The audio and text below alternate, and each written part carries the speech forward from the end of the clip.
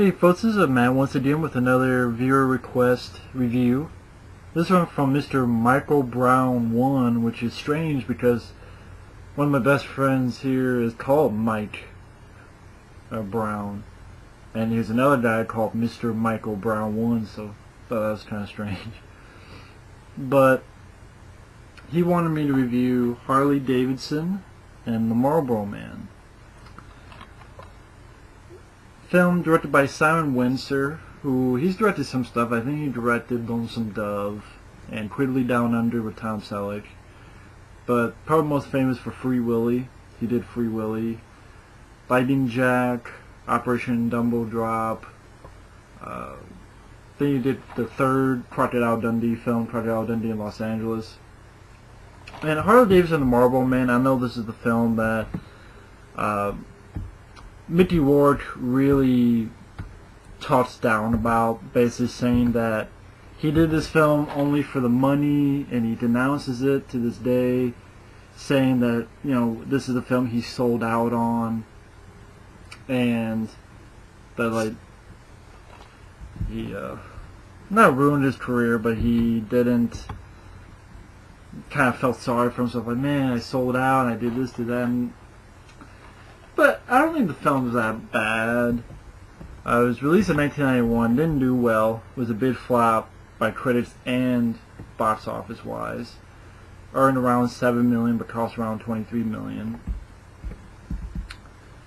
Written by Don Michael Paul, same guy who would star in Rolling Vengeance, and also direct Half Past Dead and a really shitty film called Who's Your Caddy, which I have on DVD, but shitty movie, but interesting commentary track. That's the only reason I have it. But first off, the title, I can only imagine what kind of stuff they got through copyright-wise by using those two characters, Harley Davidson and Marlboro Man, those two licenses, I should say. Can imagine all the problems they had copyright-wise. But it's not a bad film. I mean, I think a lot of people say this really tried to be like Butch Cassidy and the Sundance Kid, but modern version of it. Starts off well. You have Mickey Rourke getting ready in his garb with Bon Jovi's Wanted Dead or Alive playing on the soundtrack. And it's weird because you got a lot of famous, well, kind of famous people involved. I mean, the guy who did the score, Basil Polidaris, same guy who did the score to RoboCop. Stars Mickey Rourke, Don Johnson, you got Daniel Baldwin, you got Tia Carrere in a small role, you have Vanessa Williams, small role, you got Tom Sizemore as the main bad guy, along with Daniel Baldwin. So you got some people involved that at least you may have heard of. But it starts out with Mickey Rourke getting dressed with that song, and I guess it took place 5 years from when this was made, around 4 or 5 years. I don't know why.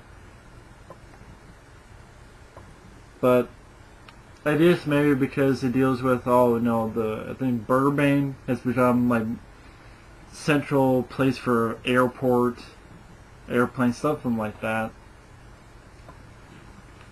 I just maybe worked into the plot where a lot of the film, it takes place in airfields and stuff like that. Anyway, long story short, you have Mickey Rourke beating up these two thugs in a convenience store. I think you have actually a Kelly Hu. I think she's actually the one who is at the convenience store watching as Mickey Rourke beats the two robbers up pretty quickly. Yeah, it's Kelly Hu. Early performance. And Mickey Rourke does a good job with that. The physical action, very quick. And then you also introduce Don Johnson as the Marlboro Man. And he's playing pool, and throughout the film he always talks about how, he has these boots, and Mickey Rourke keeps asking him about the boots, and Don Johnson keeps ducking the question. Also, Don Johnson once in a while keeps saying, my daddy, before he kicked off this world, before he left this world or something like that, and then all these rules that he comes up with, like when playing pool and gets in a fight. And then Mickey Rourke and Don Johnson are going to see some friends. And you get some fun dialogue from Don Michael Paul, some interesting dialogue, like Mickey Rourke saying, you know, if there's a heaven and a God, I like to meet the dude. You know, I like to go up and hang out with them. So that was kind of nice. Also, like, Mickey Rourke's character is a character who, he can't shoot for shit. But Don Johnson's character, the Marlboro Man, he's a great shot. He's trying to teach Mickey Rourke how to shoot. He's like, you know, don't yank on it, it's not your dick. So you get some fun lines like that. And I want to get the... Basically, Mickey Rourke has been away for a while, and he comes back into this sort of bar, kind of like a bar club that had, I guess a long time ago, had an airplane crash into it, so it has a little bit of piece of an airplane sticking out of it. And Big John Studd, that's who it was. Big John Studd, he's in it. And basically, he plays the big, bulky guy who Mickey Rourke, I guess, had messed with his woman a long time ago, and he wants to kill him. But he's like, hey, wait a minute, they get in a little bit of a fight, and actually throws Mickey Rourke out the window and into a car, but then they sort of make up, so to speak. And one leads to another in this bar that Mickey Rourke, Don Johnson, and them have grown up with, that the man who owns it helped them out when, otherwise they would have died on the street. It's going to be evicted. They can't find the money, so they decide, maybe Mickey Rourke says we should rob a bank, we should rob something. They go through with the robbery. Again, Mickey Rourke's character, he can't shoot, so he throws the shotgun at him and dies while Don Johnson's a great shot. And they rob the place, and then they find all these guys, and they have weird touches like that. Like, first off, these two dressed up like this and having these names. Also, like, Daniel Baldwin and a group are like dressed in black trench coat and black greased up hair. And you later find out that they get shot but they don't die, and then you really find out that they have this special Kevlar, like lightweight Kevlar. And they start shooting at them, and then when they escape, they realize they have this new drug. I guess maybe another reason why it took place a few years later. Because you got Daniel Baldwin with the Kevlar, the different kind of Kevlar. They kind of look like Neo and Matrix Reloaded in a weird way, but with the long trench coats. But also, there's this new drug called Crystal. For a second, I'm like, Crystal Pepsi? No, Crystal... What was it? Crystal Clear. It's called Crystal Clear drug. And they realize, oh shit, we thought this was money, but this is drugs. And your main bad guy, like I said, is Tom Sizemore, whose assistant is played by Tia Carrera. And they decide, well, we're going to basically trade. And they do make the trade. And you have little bits in there like the Marlboro Man, Don Johnson, fucking with this motorcycle cop, flipping it off. And you find out, A, it's a female cop, and B, that they actually know each other and have a little bit of fun with each other. But anyway, they make the trade-off, and they go back to the bar, but Daniel Baldwin's goons come in and kill all of their friends who was with them in the robbery. So only these two make it out. And in doing so, they go, I think, to Vegas, and they'll hold up in a hotel room. They gotta go to the roof, and kind of like Bush Cassidy sometimes when they gotta jump. They jump, but they go to the pool at the motel they're at. Hotel, I should say, they're at. And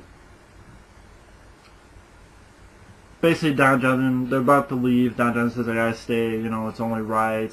Our friends got murdered for this. It's only fair that, we make it up to them. We gotta stop them.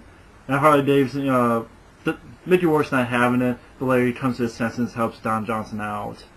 And kind of has two endings. The first ending takes place at this airfield where you have a shootout, and then Don Johnson take out most of the goons. And Mickey Rourke, who can't shoot, Don Johnson's held, gun with his head by Daniel Baldwin. And the first time Mickey Rourke shoots Don Johnson in the arm. But then the second time he's able to do it, and they both shoot Daniel Baldwin dead. And you get some fun dialogue like, dickhead, you fucking shot me. Can't believe you shot me, you shitbird. So Don Johnson is a fun part of this film. Then you get to the ending where they ride back in the helicopter. They pay the guy off, the pilot. They're holed up with Tom Sizemore. One thing leads to another. There's some goons. The guy in the helicopter shoots up the place. No one reviewer trying to remind them of Airwolf. But helicopter with a little bit of machine gun shoots up the place. Don Johnson beats the shit out of Tom Sizemore, and Tom Sizemore pulls on his boot. And Mickey Rourke helps Don Johnson out, and the boot gets loosened up, and Tom Sizemore falls to his death. And at the end, they both part ways. And the film, watching it again, it's not a bad film, Harley Davidson, the Marlboro Man. It's just, it's nothing really too special or not immensely memorable, whether it be the action scenes. I think part of the problem for me watching this film, I still like the film and the fact that it was a time waster. It moved along at a decent pace. I like these two guys. I especially like Don Johnson. I think Don Johnson played the role very well. He's having fun with the part. But I think some of the problem is the action scenes really don't grab you too much. There's really nothing to run home about in the action scenes. Two, Mickey Rourke, I think, underplays the role too much. Like, he's a little bit too mellow throughout the entire film. Like, hey, how's it going? We got I know they shot our friends, but yeah, it's my fault. You want to say it's my fault? It's my fault. And I don't know, Marlboro. You know, it's better to be dead and cool than alive and uncool. Like, he's a little too mellow for this film. I mean, it almost seemed like he didn't care. It just like sort of a one-note role. At least Don Johnson's having fun, but I'm still okay with it because I like Mickey Rourke. You know, it's better than a lot of the actors we get today, especially the newer generation. But at the same time, he was a little bit too mellow for his part, and the villains suck. I mean, Tom Sizemore, Daniel Baldwin, they really sucked in the acting department in this flick, especially Tom Sizemore. I thought he was really bad in this film. But I don't know what else to say. The film really, the story-wise, is like it's trying to be a little bit weird with the title and the characters and having these figures that are seemingly unstoppable, but they got this Kevlar. So it seems like they're trying to go a little bit of an offbeat route, but they didn't really go all the way with it. They kind of held back, maybe. And maybe that was a mistake. I don't know. Maybe they should have just gone 100% offbeat, weird, kooky mode, or in the other direction. I don't know. I think Mickey Rourke's performance seems a little bit too mellow. The villains were kind of lackluster in the acting department. The action scenes really not much to run home about. But I know people are saying, well, how come you're not saying it's not that bad then? Because I've seen much worse. I don't hate Mickey Rourke's performance in the film. He still had some fun banter with Don Johnson. Don Johnson was really good in it. I like some of the song choices, especially the Wanted, Dead or Alive at the beginning. You have a little bit of fun dialogue thanks to Don Michael Paul's writing. It was kind of nice to see the cast. Oh, I recognize that person, I recognize that person. But, you know, I thought it was okay. It's fine, you know. I mean, it's a time waster. But at the same time, it's not wonderful. The action scenes, the villains are really nothing to run that much home about. But I don't think it's that bad. It's kind of like one of those, it's okay, you know, kind of reviews. And I don't hate the film.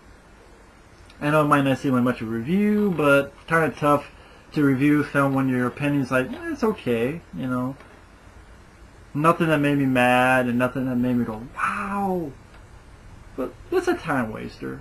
I think it depends. If you really are a fan of these two actors, Mickey Rourke and Don Johnson, it's worth a look. But if it leaves you with kind of an unimpressed mood, I wouldn't blame you. But at the same time, at the end of the day, it's an okay time waster. So anyway, that's my review for Harley Davidson, the Marlboro Man. Thanks for watching, and take care. Later.